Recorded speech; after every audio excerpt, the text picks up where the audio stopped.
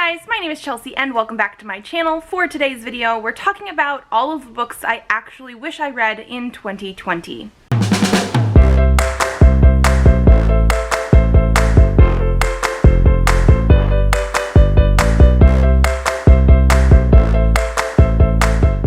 So I picked 10 books. I don't know if they're necessarily the top 10 or not, just because I have so many books I really wish I had actually read in 2020. That's the problem with having like an unending TBR. I am constantly adding books onto my Goodreads that I want to read, and so I just sort of went through and picked the ones that I feel like I am the most guilty about not getting to this year. But just keep in mind I had a ton of books that I wish I actually read. The first one I have here is Shades of Wicked by Janine Frost. This is the first book in the Night Rebel series. I have previously read Janine Frost's Night Huntress series. I think that one has like 8 books in it. Absolutely love that one. It is one of my favorite paranormal romance series. Follows our main character of Kat, who is a half-human, half-vampire hunter, and her love interest of Bones, who, especially in the beginning of the series, really reminds me of like Spike from Buffy, and so it's great. I love that series. We then had a spin-off that was the Night Prince series, so it followed Dracula, who was in some of the later books of the Night Huntress series, and that one had 4 books. I have previously read 3 out of the 4 books, but I have not picked this one up because I wanted to reread some of the books from the Night Huntress and Night Prince series so I could finish Night Prince and then start Night Rebel, because this follows Ian, who is another character in this world, but it does happen after those other series, and I just never did it.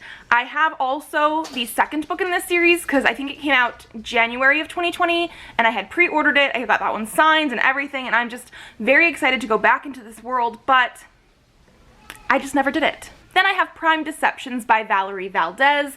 This is the second book in the Chilling Effect series. I think that's what it's called. I read Chilling Effect earlier this year, really enjoyed it, gave it 4 out of 5 stars. It definitely reminds me of Mass Effect, like a whole lot, and I love Mass Effect. I really enjoyed the characters, I enjoyed the found family, I enjoyed the romance elements that we had in there. There were a little bit of plot elements that just felt too much like missions from a video game and didn't quite work in the book setting as much. But then I pre-ordered this one and picked it up right away because it came out this year, and again, just never actually picked it up. I don't know why. I pre-ordered this. I loved the first one well enough that I really wanted to get to this one, and nothing. Then I have Vicious Spirits by Kat Cho. This is going to be a very similar sounding thing to the last one. I read Wicked Fox earlier this year. Absolutely loved it. Gave it 5 out of 5 stars. Pre-ordered this one, and then never picked it up.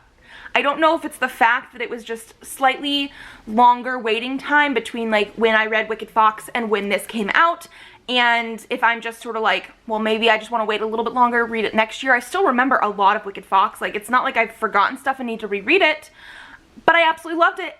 Pre-ordered this because it's gorgeous. So gorgeous. Never read it. And then the next one I have here did not come out in 2020, but I have been seeing some booktube friends read this and really enjoy it. So we have Magic for Liars by Sarah Gailey. I picked this up earlier this year because I had not been seeing too much about it, but there was something about it that just seemed interesting. And because of the fact that I had some friends enjoy this, like the one I'm thinking of specifically in my brain right now is Jessie from The Bookish Mom. She really enjoyed this one. I should have picked it up. I keep saying I'm going to pick it up. This has something to do with like a crime noir, but mixed with like a magical academy. I don't know, but it sounded very intriguing, and again, I just haven't read it. Then I have House of Earth and Blood, or Crescent City by Sarah J. Maas. The hype completely made me pick this up. I am not like a Sarah J. Maas stan or anything like that. I think I've read the first 2 books in the Throne of Glass series years and years ago, and I do want to continue eventually because I liked what I read. I've also read ACOTAR, just the first one, but again, I liked what I read well enough, but I just haven't continued with those either. But that's not the point. I picked up this. It is a gorgeous cover. That was part of the reason, but also I've been getting into a lot more adult and adult fantasy books lately, and that's what this is. It's her first adult fantasy. A lot of people have seemed to love this.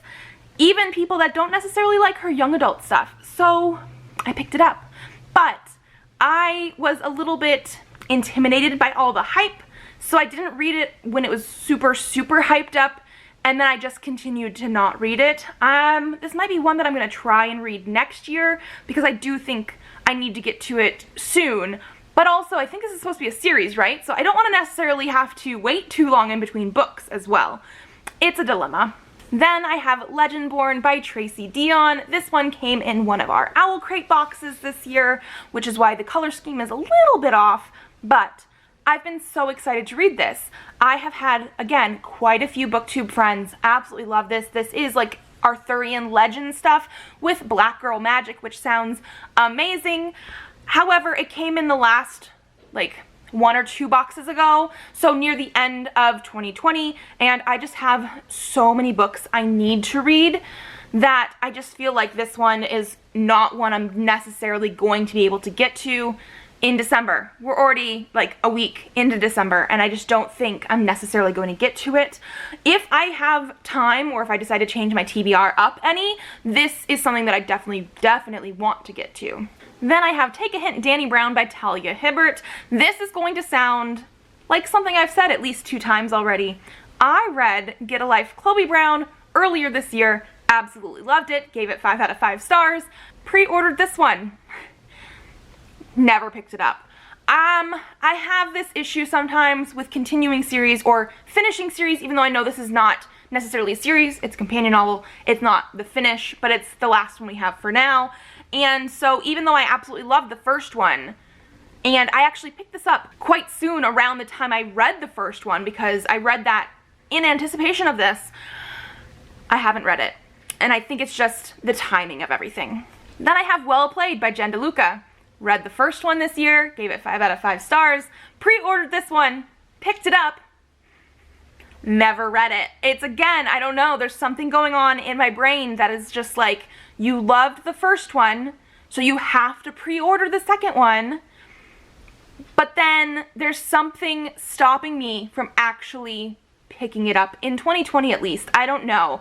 Hopefully I get to them again next year. I don't want these to just sit and linger on my shelves even longer, but there's a block in my brain that is happening this year with these sequels.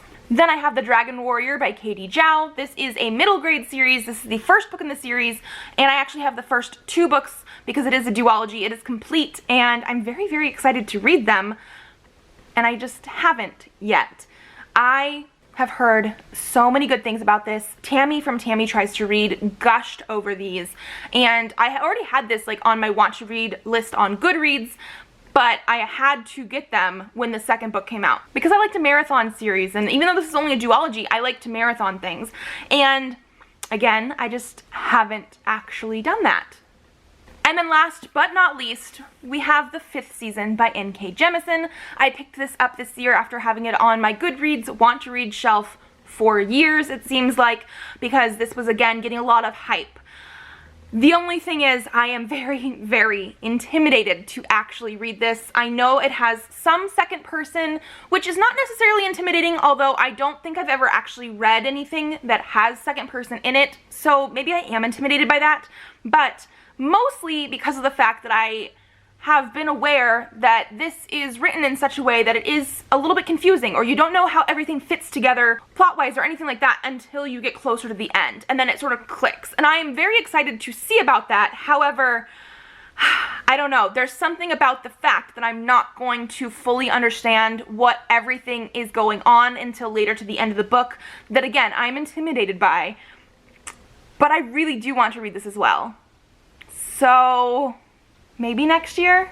And so those were the 10 books that I really did want to read in 2020 and just did not get to. If you guys like this video, give it a thumbs up to let me know. Let me know if there's anything that you were really planning on getting to this year and just didn't. Subscribe to this channel if you would like to see more videos. I have videos up Mondays, Thursdays, and sometimes Saturdays. However, I am still doing the 12 days of Bookmas, so posting a video every day from the 14th through the 25th, and I will see you then. Bye!